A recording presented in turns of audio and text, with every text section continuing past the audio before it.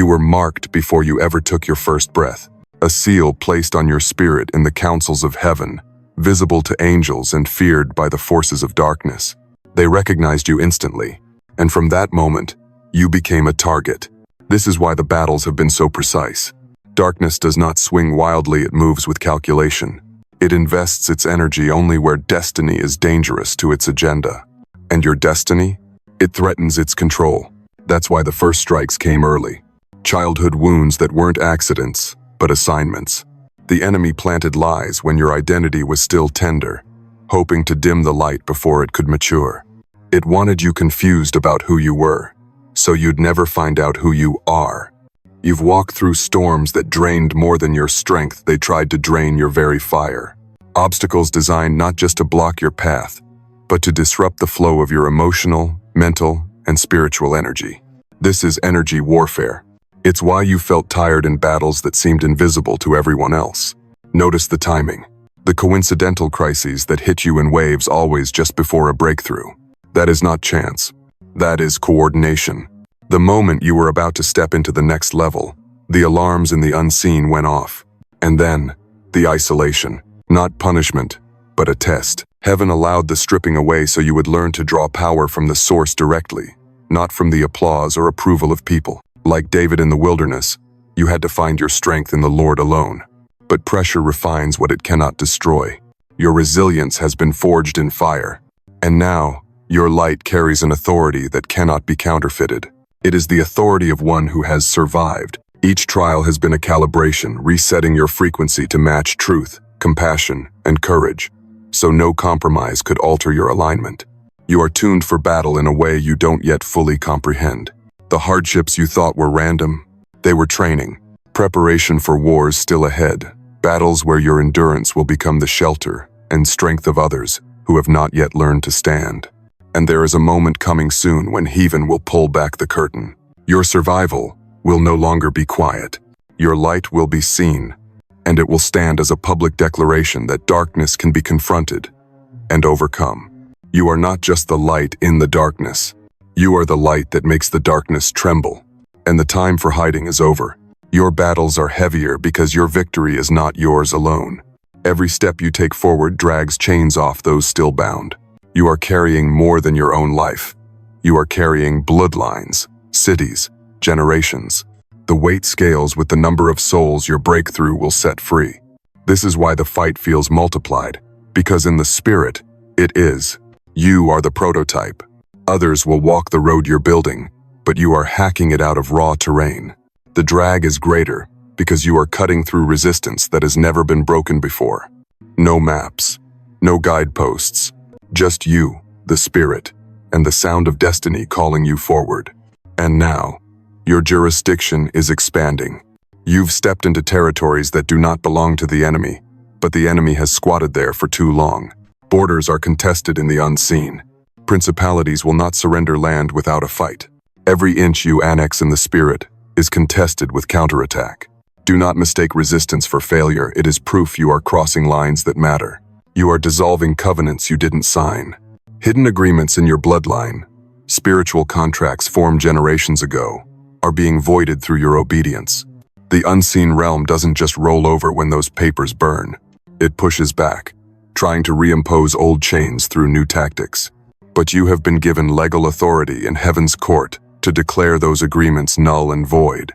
You feel more because you're designed to perceive more. You are a sensitive instrument, picking up frequencies others walk past without noticing. This is not weakness. This is data. You're reading the atmosphere so you can shift it. You're discerning spirits so you can disarm them. Sometimes heaven compresses seasons into what I call convergence windows. Lessons, upgrades, and assignments all overlap. It feels like the weight triples overnight, but in reality, it's acceleration. Multiple threads tying off at once so the next chapter can open. Your very presence creates an exposure field. Counterfeit systems cannot stand under it. Lies start cracking, masks start slipping, and the room feels the shift. That's why certain people grow defensive around you. Without reason, they've been seen. You are front-loading intercession, paying the cost now so others will never have to. Every tear, every midnight wrestle in prayer, is paving a road for someone who will run where you crawled. The weight on your shoulders is architectural. It's stretching your capacity, reinforcing your beams. Bigger assignments demand stronger frames. This isn't about polishing your personality, it's about building a structure that can hold the glory without collapsing. And yes, you are a beacon. Your signal reaches far. The hungry find you, but so do the predators. That's the reality of light. In the darkness, it attracts traffic. Collisions will happen, but every encounter is a chance to govern, to lead, to demonstrate what authority under heaven looks like. Your voice is not just sound. It is a frequency key. When you speak, you don't simply pass on ideas, you unlock locked doors in the spirit. You shift atmospheres without lifting a hand. You turn the tumblers inside the hearts of people who didn't even know they were caged. The enemy fears that resonance more than the words themselves, because resonance cannot be silenced. When you speak from a place of authenticity, something sacred happens. You create a truth field, an invisible territory where lies can't breathe, where deception suffocates under the weight of what is real. You don't even have to call it out by name, just your alignment with truth collapses, false narratives like paper walls in the rain. Your voice does more than speak, it awakens. It reaches into the ancient part of the spirit, to the place before the pain, before the compromise. It whispers to people who forgot who they were, "Come home." And in that moment, they remember. This is why your authority cuts deeper than smooth speech. You have walked through storms. You have swallowed dust and stood in the valley when no one came to rescue you. You've stared into the night and refused to bow. So when you speak, it's not theory, it's survival. And survival carries an anointing no textbook can give. What you release creates chain reactions.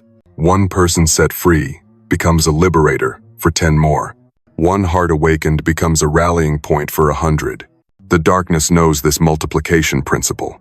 That's why it tries to shut you down before the first domino falls. Your message is a disruptor. It shakes systems built on fear, both in the spirit and in society. Those who profit from bondage cannot afford for you to be heard. Every word you speak is like a crack in their foundation, and enough cracks will bring the whole structure down. You are a spiritual encryption breaker. You decode traps people thought were just normal life. The cycles, the patterns, the silent agreements that keep them bound, they dissolve under your light. And once a trap is exposed, it loses its grip. Your courage is contagious. Even those who never speak to you feel bolder just by watching you stand your ground. They see you take blows and remain unshaken. And something in them says, if they can stand, so can I. Your words are alignment catalysts. They force a reckoning. People realize what in their lives doesn't match truth, and that realization terrifies those who thrive on misalignment. Once you speak, something irreversible happens. Hearts shift, minds turn, atmospheres break open, and the enemy knows, no matter what it does after, it can't undo the seed you just planted. There is a reason people can't always explain why they feel different around you. It is the frequency you carry. Even without a word, your spirit sends out a signal: safety, truth, hope, and the human soul is wired to respond to it. It's like a divine broadcast that never shuts off. Some don't even know they're searching, but when they find themselves in your presence, something in them exhales.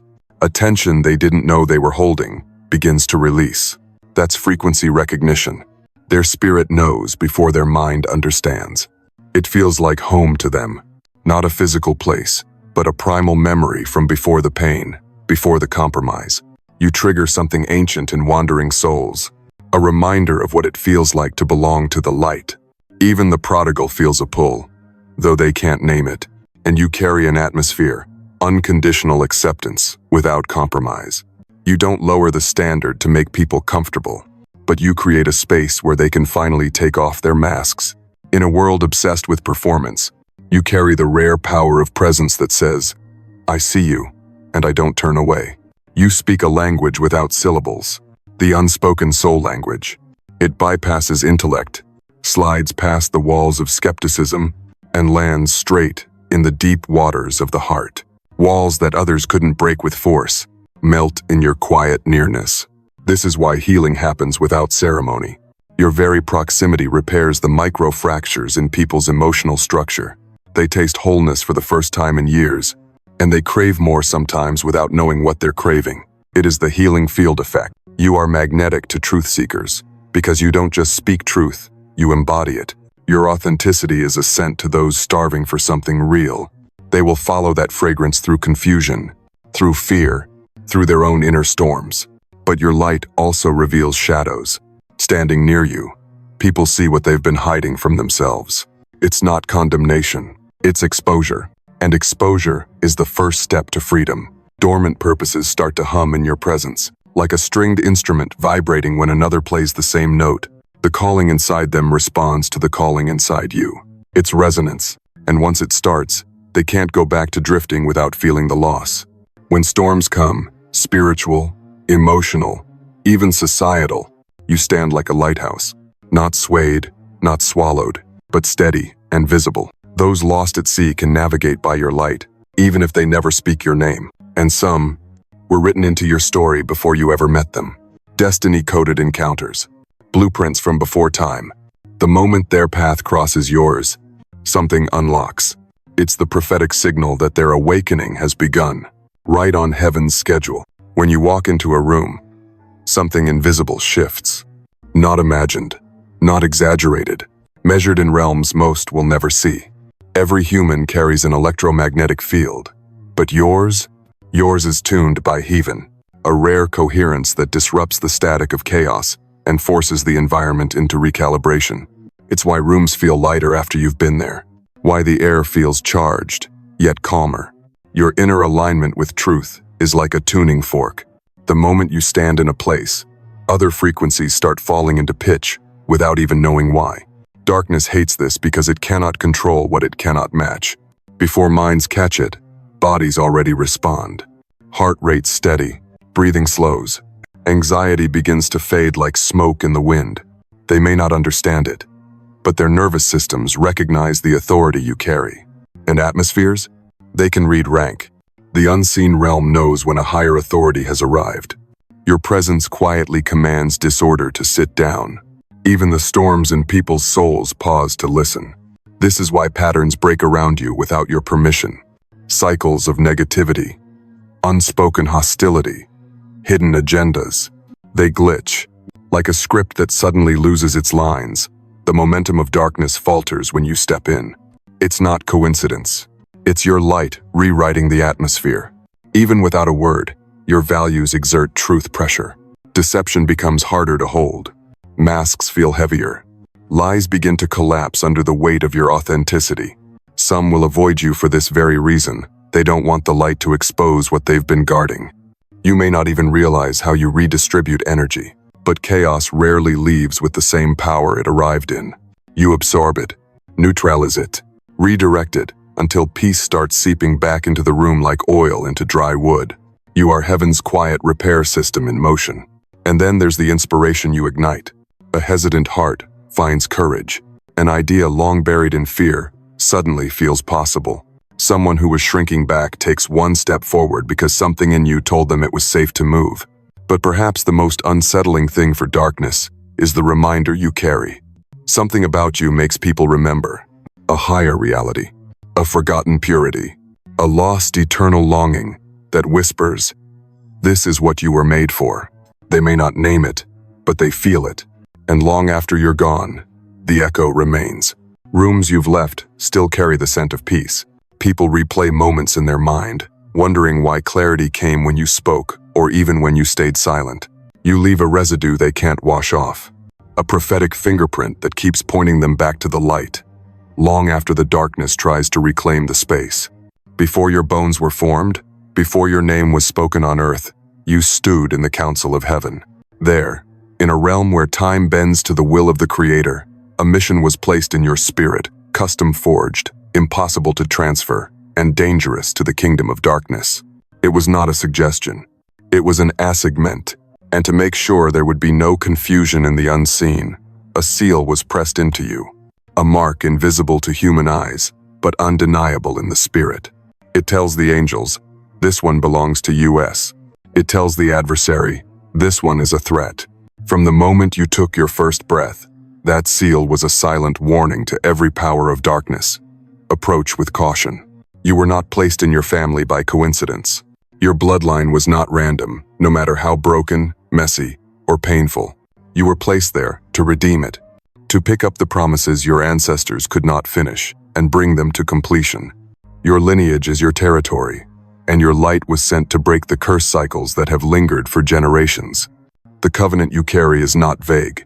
It is a light-bearing commission. You were charged to carry illumination into places that have never seen sunrise, into hearts, into systems, into cities where deception has sat like a throne for centuries. When you enter, shadows shrink. It's in your very code. Your DNA itself carries a predisposition toward truth. Your spirit resists corruption the way a living body rejects poison. Even when temptation comes dressed in beauty, something in you recognizes the death beneath it. And your life was never meant to be quiet. Part of your covenant is the Kingdom Witness Clause. Not just in sermons, not just in words, but in how you live, breathe, and decide. Every choice you make whispers to the world, God is real, and He reigns. You have been guarded more than you know. There are protection protocols, written into your journey, divine interventions you never saw, narrow escapes you thought were luck, angels dispatched before the threat even reached your door. Many have wondered why you survived what killed others. The answer is simple. Your mission is not finished, and you were given authority, not just for your own survival, but for generational debt cancellation. The spiritual debts in your family, unpaid righteousness, unbroken curses, are on your desk now. You have heaven's backing to break what has bound your bloodline for decades, even centuries. You felt it in dreams, seen it in flashes, moments of sudden clarity, knowing what to do without knowing why. That is prophetic memory, echoes from the covenant you agreed to before you ever wore human skin. And here is the part the enemy cannot change, the irrevocable clause. Even if you've stumbled, even if you've delayed, the covenant stands. The light is still yours. It will remain in your care until the day you place it back in the hands of the one who gave it. When the revelation of who you truly are begins to rise inside you, it is not a gentle awakening. It is a detonation in the spirit. Identity, in the unseen, is not just knowledge. It is a sword. It cuts through manipulation, like light cuts through fog. The moment you hold that weapon in your hand, the enemy's grip begins to slip. Lies that once shaped you start to wither. They lose their legal right to operate because truth has taken the stand. Every false narrative, every whispered deception, every identity you were told to wear expired. You are no longer living under counterfeit labels. You are wearing the name heaven gave you before time began. And as that truth sinks deeper, dormant authority begins to stir. It's as if old keys, long forgotten, start appearing in your hand. Suddenly, you can open doors you didn't even know existed. You speak, and the atmosphere bends. You move, and the ground under you feels different, charged. Fear, the old leash, snaps. Control systems built on intimidation begin to collapse because you are no longer the same target. Fear can only bind those who don't know their rank. And you, chosen one, have stepped into your rank. Heaven responds to this shift instantly. Reinforcements arrive not in theory, but in reality. You notice battles tipping in your favor, doors swinging wide that should have stayed shut, resources appearing at the exact moment you need them. The balance of power has changed. You are not fighting alone anymore. With eyes now sharpened, you start seeing the hidden threads behind people's actions. Manipulation no longer blindsides you. You spot it before it's even fully formed, and your awareness forces the enemy into a defensive position. They can't advance against someone who sees through the playbook. And as you stand firm, others take notice. Your certainty becomes a spark in their own spirit. It spreads quietly at first, then with acceleration. The ripple turns into a wave, and darkness feels the current shifting. One voice becomes many. One flame becomes a wildfire. Your movement takes on a new pace, unstoppable. Each step carries intentionality. There is no wasted motion, no scattered energy. The enemy tries to interrupt, but your momentum is spirit-driven, and spirit momentum cannot be derailed. Once you've seen yourself clearly, you can't go back. The door to ignorance has been sealed shut behind you. This is irreversible freedom. And the panic in the darkness isn't about who you are. It's about the fact that you will never again be who you were. Your awakening is no accident. It is aligned with heaven's prophetic timetable. This is a divine shift, a preset moment written into eternity. And now that you are ready, the window for the enemy to stop you has slammed shut. They are too late. You are here, and your light is already spreading. People are watching you, not the curated moments, not the highlight reel. They see the nights you walk through with no applause, and yet you keep walking. They trust that, because it's real, because you don't hide the scars while speaking of healing, because your authenticity carries more weight than any performance ever could. You've become a living blueprint, not because you asked to, but because your endurance under pressure has quietly taught others how to survive. Without a sermon, you've shown them how to keep breathing when the air feels thin, how to keep moving when every step feels like it costs blood. Even in the valley, you've walked like there's still a crown above your head, not arrogance, assurance, an inner knowing that even here, even now, God has not abandoned you. That defeat is not the only ending available to the story. Your openness has broken chains you didn't even see fall. When you admitted the pain, you gave others permission to confront their own. They stopped hiding. They stopped burying wounds in the dark because your light made the shadows uncomfortable. And you lead, without announcement. No platform required. No microphone in your hand. Your leadership is in the way you keep showing up, the way you stand when no one is clapping. You carry courage like a current. Even when your mouth is silent, your presence says, "It's possible. Don't give up." People leave you steadier than when they found you, without understanding why. That's spiritual transfer. That's the energy of heaven moving through you. Every time you keep going, even at a crawl, you declare that purpose is stronger than pain. You prove that mission can survive the storm, that destiny can outlast delay. And your refusal to hide in low seasons is a holy rebellion. It breaks the lie that weakness equals failure. You've taught others that weakness can be the womb of strength, if you let God breathe into it. Seeds are being planted in the silent watchers. They might not move now. They might not speak yet. But when their storm comes, your resilience will rise in them like a memory they didn't know they carried. And your survival is a prophecy in motion. It says to every onlooker, "If I can rise from this depth, so can you." It whispers to the future, "No pit is permanent. No night is endless." Amen. You are not just living your own story. You are writing survival manuals in the hearts of those who secretly need them.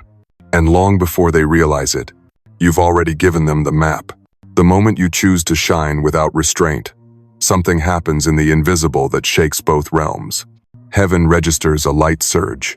It's not metaphor, it's measurable in the spirit. Like a sudden sunrise in enemy territory, your decision sends a signal. Angels shift into motion. Demonic ranks tighten in panic. The air around you feels the tension of a war you didn't start, but were born to win. Every place your influence touches begins to glow in the unseen.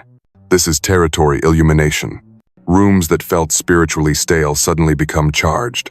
Paths that were dim for years become visible not just to you, but to those walking behind you. What was hidden in shadow gets dragged into the light, and navigation becomes possible for souls who were stumbling in silence. But this is bigger than clarity, it's liberation. Your light doesn't just expose, it breaks. Chainbreak activation ripples through the bloodlines.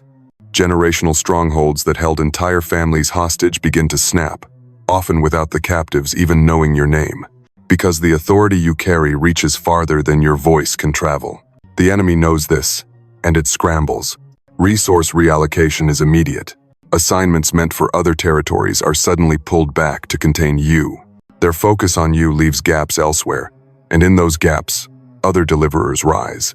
Your stand creates openings in places you'll never step foot in, but your impact will be felt there. Heaven responds in kind. Angelic deployment expands. Troops that were on standby are released to work in your sphere. Assignments that felt delayed suddenly move forward. Your boldness authorizes their movement, because heaven backs those who refuse to dim their light. And you are not alone in this. Frequency synchronization takes place without a single meeting or plan. Other light bearers begin to resonate with you. Hearts align. Voice lift. A collective impact begins to build, like multiple beams of light, converging into one unstoppable blaze. As this happens, shadows lose their cover. Camouflage collapses. Systems, lies, and manipulations that relied on darkness to function are exposed. What once seemed untouchable begins to crumble in public view. Truth stands in the open, and those who once doubted start to see clearly. But light force décision, accelerated alignment, hits the atmosphere. Those in your orbit can no longer float in the middle. Your presence compels a choice. Either step toward the truth or retreat deeper into the dark. Neutrality is no longer possible, and heaven records it. In the scrolls of eternity, this moment is marked. A pivot point, a timestamp when destiny moved forward and could not be reversed. The echo will not die with you. Prophetic signal to future generations. Your choice today becomes a beacon tomorrow. Children not yet born will feel its pull. Long after your voice falls silent on earth, your light will still speak. You were never called to echo the safe. Your mandate was written in the language of disruption, to speak the truths that make deception squirm, to tear down the comfortable lies people have built their lives upon. This is why some can't sit in your presence without shifting in their seat. Light has no respect for the comfort zones of darkness.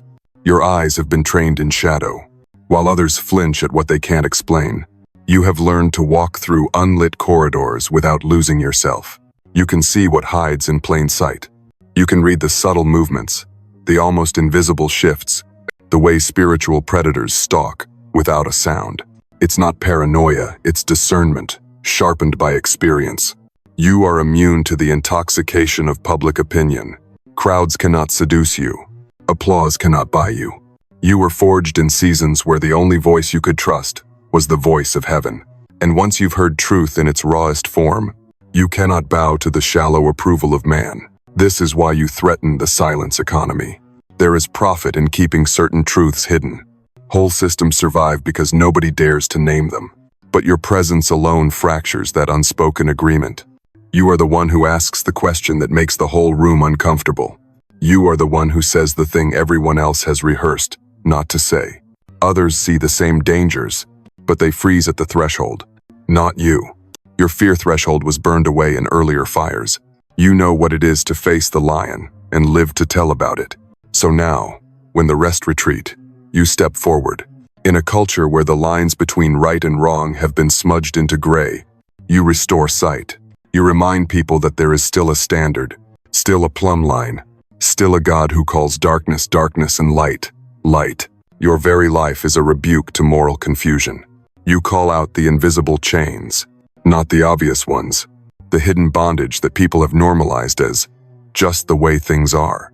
The generational patterns, the unchallenged mindsets, the spiritual contracts they didn't even know they signed. Your revelations cause discomfort, yes, but that discomfort is the labor pain of freedom. It is the divine tension that precedes release. You do not break to destroy. You break so healing can finally begin. And when the backlash comes, and it always comes, you don't crumble. You were built to withstand hostility, to absorb the fiery darts without letting them pierce your core, because you know the message is worth more than your reputation. And in doing this, you plant courage, generational courage, the kind that outlives you. Others will speak up because you did. They will confront the untouchable because you showed it could be done. And that ripple will keep moving long after your voice has gone silent. Chosen one, you are the light in the darkness.